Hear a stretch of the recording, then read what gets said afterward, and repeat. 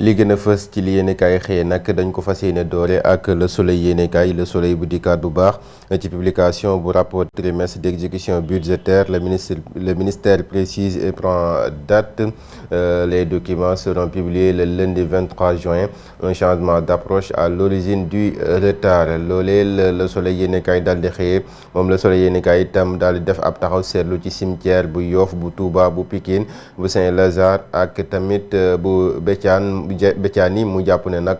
la mort face à la crise foncière mu mel ne rek yooyu les cimetières dafa fees ba jéggi dayoo Rewmi Quotidien bu dikkaat bu baax ci aliment de la rue au Sénégal et en Afrique mu jàpp ne rek lu tolloo ko 137 000 décès par an moom la ñuy enregistré te loolee lu ko waral bokk na ci ay ñam yi nga xamante ni dañ koy jaay ci mbedd yi ci Sénégal rawatina ci dendu Afrique waral ba mu jàpp na rek lu tolloo ko téeméer ak fanweer ak juróom-ñaari junni doomu aadama dañuy ñàkk seen bakkan at mu jot ci ñooñu sax mu mel ni am na 91 millions d'Africains yoo xamante ni dañ ciy jëlee ay feebar ginnaaw rek bu ñu daal di jëfandikoo yenn ci ay ñam yi nga xamante ni daanaka rek du mucc ayib yooyu lee feebar nag bokk na si ay biir yu daw lu ci ëpp sax moom ay biir yu daw lay doon ak tamit yeneen i jàngoro yoo xamante ni dara taxu koo jokkoo rek lu lekk yu bon yi nga xamante ni dañ koy lekk fii nga xamante ni moom moo nekk Afrique rawatina fii ci Sénégal ba tey Rewmi Quotidien dikkaat rek ci coow lu doxoon ci diggante Guy Marius Sagna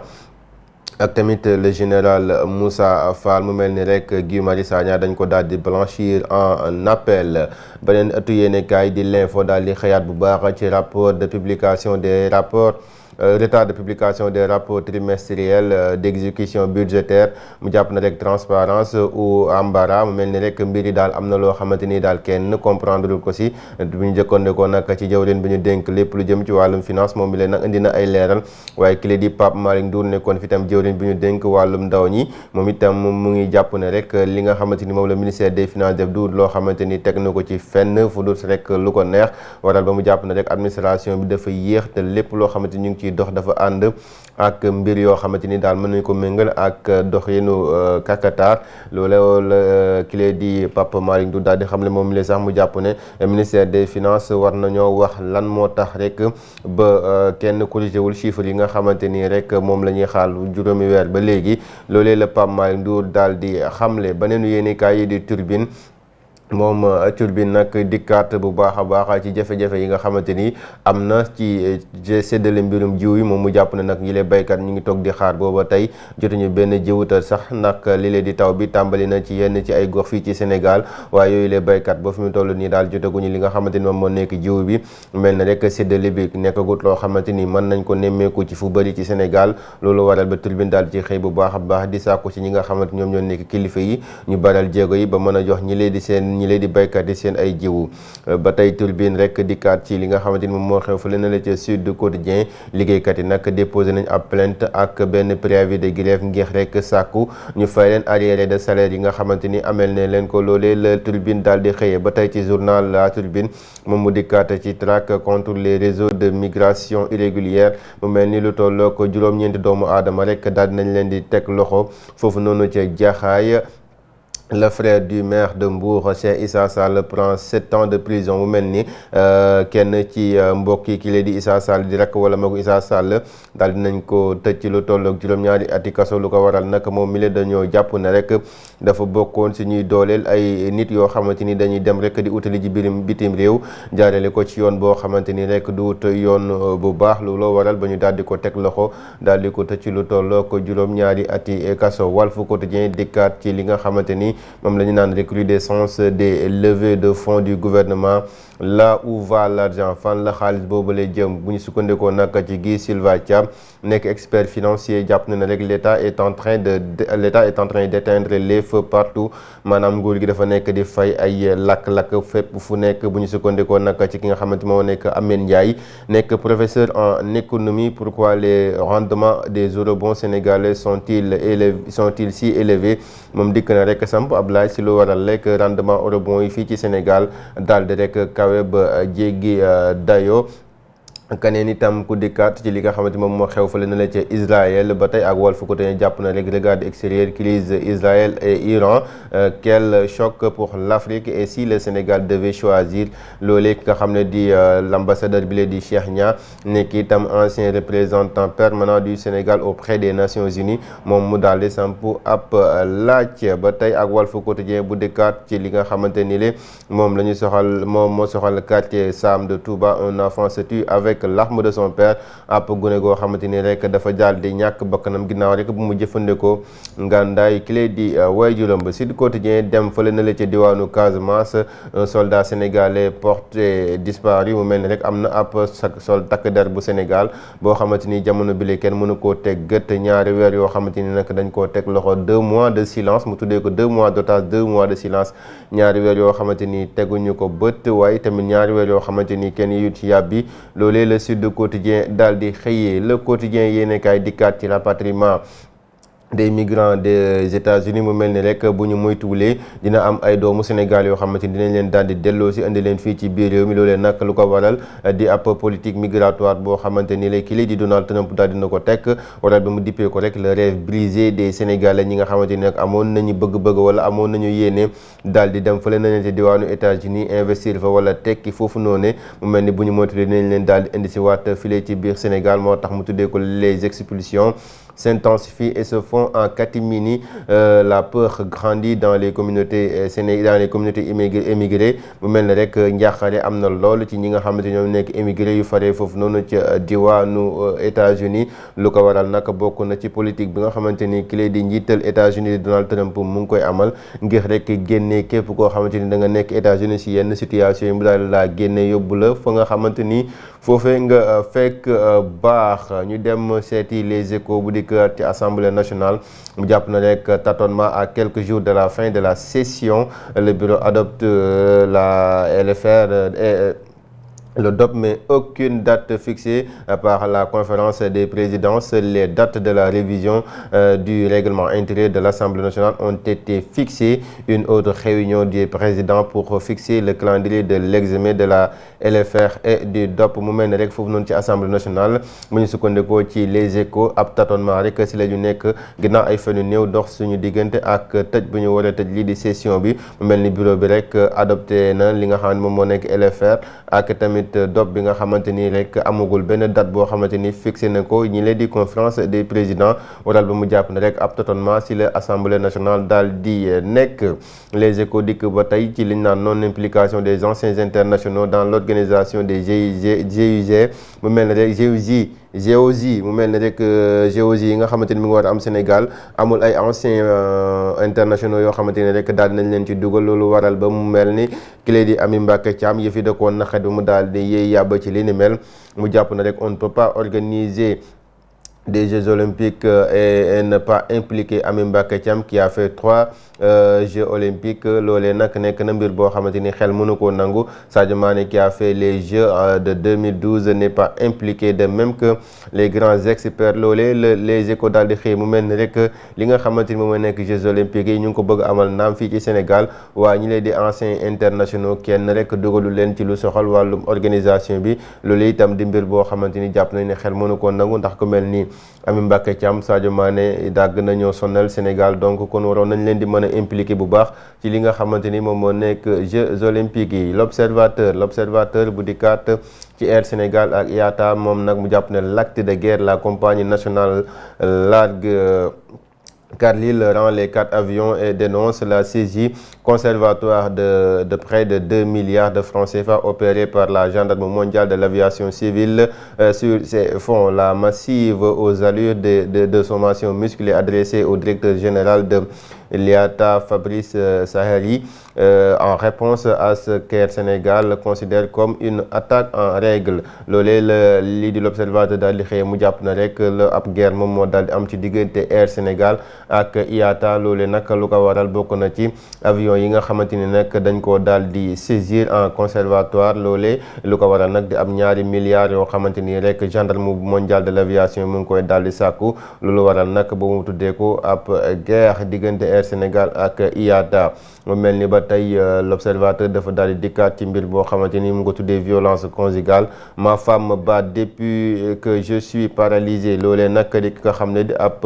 borom kër goo xamante ni mu nga foofu yóbbu woon ab plaintam foofu noonu yóbbu woon soxnaam foofu noonu ci tribunal bu Thiès moom mi la nag mu daal di jàpp ne rek depuis que mu paralysé ba léegi kii di soxnaam daf ko dëkk di dóor loolee l'observateur daal di xëyee.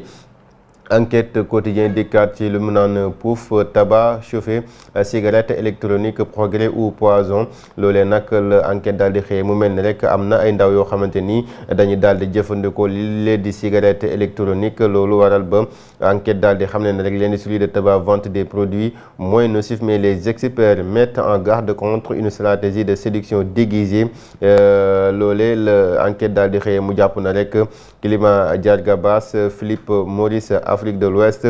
la nicotine n'est pas cancérigène. Ce sont les produits issus de la combustion qui sont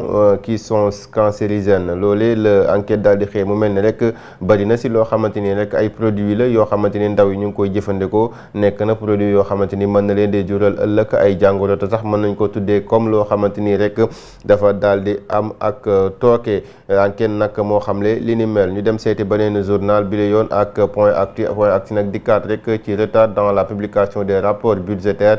Cheikh Diba promet leur parution le 23 juin. Le retard installe les soupçons selon Birahim Seck maanaam tardé gi nga xamante ni gis nañ ko wala nemmeeku nañ ko ci publication bu rapport bi nag dafa daal di rek indi ay xel mu dal ministère des finances nag et du budget parle d'exigence et de sincérité et de fiabilisation des données budgétaires mu mel ni rek liñ ci bëgg mooy daal di publier ab rapport boo xamante ni kenn du ci am xel ñaata du am benn xiini mi ni looloo waral ba yéex yi daal di am ba tey waa ministère des finances et du budget tamit li ñu bëgg bokk na ci rek.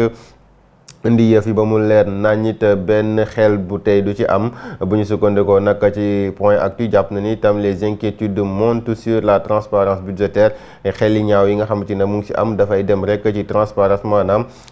set gi nga xamante ni rek war nañ ko mën a nemmeeku ci li nga xamante moom nekk suñu budget bu ñu sukkandikoo ba tey ci Babacar Ba bu Forum du justiciable le FMI ne doit pas lâcher l'état du Sénégal FMI waat bàyyi état bu Sénégal loolee di plaidoyer bi nga xamante ni Forum du justiciable daal di nañ ko xamle bu ñu sukkandikoo ba tey ci beneen journal di L'As quotidien nag dikkaat ci crise bu am ci diggante Israël ak Iran mu def quel choc pour l'Afrique maanaam lan la ci Afrique war a mun a am et si le Sénégal devait choisir maanaam Sénégal bu fekkante ne tey jii mi nga war a choisir ana fan la war a position war a mun a féetee ba tey ci L'As quotidien mu dikkaat ci rek 8,33 millions de barils expédiés vers la Chine mu mel ne rek am na lu tolloog 8,34 millions de barils yoo xamante ni dañ koy daal yóbbu foofu noonu nga xamante moom moo nekk sa diwaanu Chine.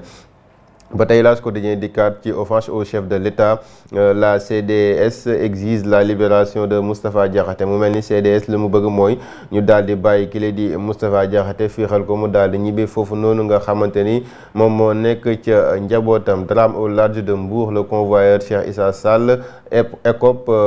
de 7 ans de prison mu mel ni rek ko nga xamante moom moo doon yóbbu xale yi foofu noonu ca bitim réew daal dinañ ko tëj la tolloog juróom-ñaari ati kaso. Libération dikkaat ci affaire des chèques dérobés au trésor et empochés par des transitaires les dernières révélations explosives de l'enquête mu mel ni mbir bi nga xamante ni nag amoon na ci ay chèques yoo xamante dañ ko daal di jël foofu noonu ci trésor enquête ba nag mu ngay daal di wëy foofu noonu nga xamante ni moom moo nekk ci diwaanu yoon ñi nga xamante ni nag ñoom ñoo nekk les gérants de Médina Transit ak de Touba Darou Salam Transit avoue un circuit occulte et rétrocommission qui passait par un commerçant devenu subitement introuvable après l'éclatement du deal mu mel ni rek am na loo xamante ni tey na ci xel loolu ci doxalin bi nga xamante ni doxoon na ci diggante Médina Transit ak tamit Touba Darou Salam Transit loolu waral ba rek ñu daal di ci rek dugal wala sax daal di ci tudd ay gérant ku ci mel ni gérant bu ñaani transit ak le contrôle du trésor Mar Kane déballe devant les enquêteurs comme je suis le premier à être arrêté les gens se veulent tout mettre sur mon dos comme moom rek lañ si njëkk a teg loxo lu ñu bëgg rek mooy jël lépp daal di ko xëpp ci kawam je suis pas la seule personne qui pouvait leur proposer ce deal toutes ces personnes pourraient être associées dans d'autres réseaux qui faisaient comme moi affirme Mansour Kane sur le PV mu mel ni rek moom Mansour Kane jàpp ne na rek duul moom dong moom moo nekk ci mbir bi am na si ñoo xamante ni doon nañ ko proposer ngir rek daal di bokk ci boobule deal waaye comme moom la ñu teg loxo dafa foog na rek dañoo bëgg a jël lépp daal di ko xëpp ci kawam bu ñu delluwaat ba tey ak Libération mu xëyee ci affaire palais de justice bu Pikine Guédiawaye le juge distribue des bracelets électroniques mu mel ni foofu noonu ca Pikine Guédiawaye clé du juge bi nag bu ngay séddale ay bracelet électronique Mame Boye Diao ancien directeur des domaines Abdoulaye Sy ancien DAGE du ministère de la justice Daouda Diallo ancien chef de bureau des domaines et l'ancien chef du cadastre sous bracelet électronique mu mel ni clé di Mame Boye Diao nekkoon directeur des domaines ak Abdoulaye Sy bu nekk ancien DAGE du ministère de la justice ak Daouda Diallo bu nekk ancien chef du bureau des domaines bu ancien chef du cadastre ñoom ñëpp ñu ngi nekk sous bracelet électronique un mandat d'amener décerné contre Mamadou Gueye qui serait absent du territoire national Mamadou Gueye nag bi nga xamante ni nag nekkut file ci Sénégal daal nañ ko lancé ab mandat d'amener leneen li itam loo xamante ni wax na ko mooy la fameuse liste des 26 ministres de la justice mu mel ni rek am na ab liste boo xamante ni soxal na tolloo ko ñaar fukki nit ak juróom benn ñu dem seeti ji source a nag bu dikkaat ci liñ naan analyse de l'indice harmonisé des prix de la consommation étude bu ANSD tendance baissière maanaam ab tendance la boo xamante ni rek dañoo seetlu ne dafa daal di des ginnaaw loolee la source a daal di xëyee source a ba tey dikkaat ci affaire bi nga xamante ni am na ci embarcation irrégulière bi nga xamante ni nag dafa jur ab pirogue boo xamante ni dafa daal di chaviré loolee nag def lu tolloo ko fanweeri doomu aadama yoo xam ne ñàkk nañ seen bakkan ci atum 2024 Mbour la sentence est tombée mu mel ne rek dogal bi daal na jip capitaine bi nga xamante moom moo yoroon gaal gi Cheikh Sall nekk itam rakk ci ki nga xam ne moom moo nekk maire bu Mbour daal nañ ko tëj lu tolloog juróom-ñaari ati kaso keneen itam koo xamante ni laale na ci boobule mbir di Mamadou Thiaw nekkoon fournisseur bu carburant maanaam koo xamante ni moom moo leen doon jox carburant waaye tamit nekk ko organisateur bu traversée bi moom itam daal nañ ko tëj lu tolloog ñaari ati kaso loolee nag la source a daal di xëyee beneen journal ak direct news bu dikkaat ci ambassadeur bi nga xamante ni moom la ñuy dippee Cheikh Niang mu dikkaat ci crise bu dox ci diggante Israël ak Iran mu jàpp na rek Sénégal dafa waroon a tànn ndax ak Sénégal bu waroon a tànn ana fan la war a féetee bu ngeen di lire journal bi da ngeen fa fekk ay kàddum yoor dikkaat bu baax a baax ci li ñu naan lamentation sur une pseudo-crise au Sénégal Robert Bourgi Ibrahim Seck TAS société civile qu'est-ce qui fait courir ces prophètes de malheur mu mel ne rek loolee la yor daal di xëy mu jàpp na rek ki lay di Robert Bourgi Ibrahima Seck Thierno Alassane Sall ak société civile bi lan moo waral rek ba ñoom tey ji la ñu bëgg Sénégal daal di tàbbi ci ak guuta bu ñu sukkandikoo nag ci Adi Traoré Robert Bourgi nag dafa nekk ci fin du pouvoir sans mandat dafa nekk ci pouvoir boo xam ne amul benn mandat Malick Sow itam jàpp ne Bourgi mile dafa nekk nit koo xamante ni rek dafay bëgg di indi ay jiixi jaaxa wala ay xiini mini si xelu ñi nga xamante ni ñoom ñoo nekk askan bi l'évidence nag dikkaat ci commémoration bu 17 juin Serigne Mamoun la baraka d'un fils pieux sur les pas de Bagne Serigne Mamoun Niass nag ñu war ko fàttali lu tolloo ko fukki fan ak juróom-ñaar ci weeru juin bi ñu nekk ni waral ba mu jàpp na rek nit la koo xamante ni daal doon na dox ci li nga xamante moom moo nekk tànk way juróom boobu di Baye Niass honorable Mbaye Dione moom itam du nekk secrétaire général bu AFP dikkaat ci teg loxo bi nga xamante ni teg nañ la ko loxo ki lee di Moustapha Diakhaté mu jàpp na rek teg loxo la boo xamante ni rek dara mënu ko justifier te duul dara lu dul rek politique boo lalu ci mbir bi ni mel waral ba mu sàkku rek ñu daal di koy féexal ñu dem ci tàggat yaram ak réew mi quotidien sport moom mu dikkaat ci classement bu FIFA mu mel ne rek Sénégal dafa def lu ñu naan sur place ginnaaw sax bi mu amee ndam ci kanamu Angleterre loolu terewut benn yoon ba Sénégal daal di rek ñàkk place bi nga xamante ni foofu la faree woon ak tribune sport nag bu dikkaat ci combat bu war a dox ci diggante Sa Thiès ak kile di Zarko boobule combat nag war a am niki dimanche bi ñu dëtmal mu mel ne rek tension yooyu ñu ngay wéy di am balaa rek ñoom ñaar ñi leen di jàmmaarloo ginnaaw ab face à face boo xamante ni ñu ngi ko doon am ñu seetlu ci ab violence bu jéggi dayo waral ba tribune sport daal di ci dikkaat ñu dem seeti beneen quotidien ak record nag bu dikk ci Ligue sénégalaise de football professionnel Babacar Ndiaye nekk candidat à la présidence. On ne peut pas faire du neuf avec des vieux. mu mel ne rek moom Babacar Ndiaye dafa jàpp ne mënuñoo yeesal tànn ay màgget loolee buñ ko bëggee def itam yëf yi du daal di sotti. Abdoulaye Seydou Sow itam nekk ci processus bu ngir rek daal di nekk ab candidat ca boobule élection bu soxal présidence bu fédération sénégalaise de football. mbokk yi lii mooy li gën a fës ci ëttu yéenekaay yi daal di xëyee tey nes gis ñu dikk ci faram-fàcce gi ànd ci ak le doyen El Hadji Guissé.